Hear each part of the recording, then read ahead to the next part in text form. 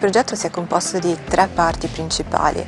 La prima ha visto la realizzazione di una serie di eventi, laboratori sul territorio da parte dei nostri soci per un pubblico di giovani, di ragazzi ma anche di adulti, con appunto vari tipi di eventi e laboratori nelle nostre cellule ecomuseali.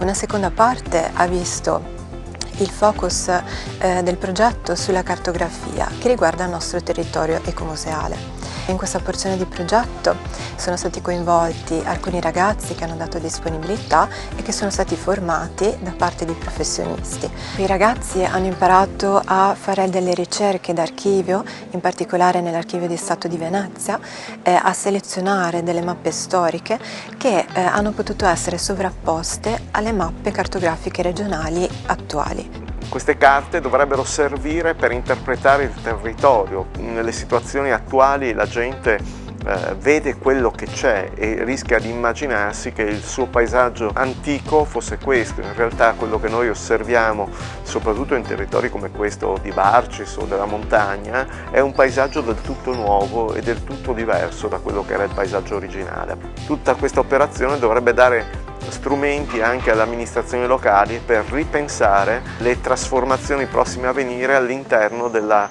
conformazione dei piani regolatori comunali al piano paesaggistico del Friuli Venezia Giulia.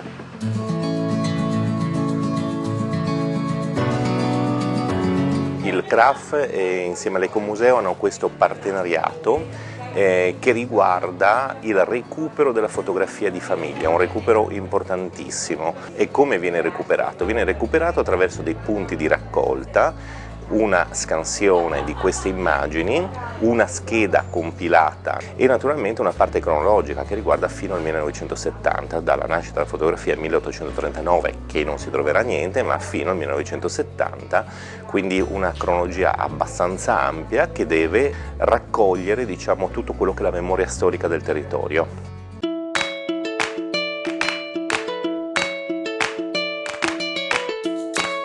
Il Diario delle Gane è un progetto di racconto collettivo del territorio fatto da soci principalmente dell'Ecomuseo, ma anche da giovani professionisti che ci hanno raccontato dal loro punto di vista fiabe e tradizioni del territorio in modo molto innovativo.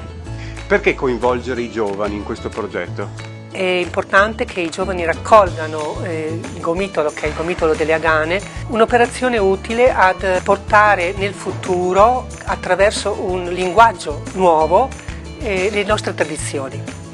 Quali sono i progetti per il futuro? I nostri progetti futuri saranno raccolti nel filò delle Agane che racconteranno le tradizioni, gli usi e i costumi di questo territorio, sempre coinvolgendo i giovani.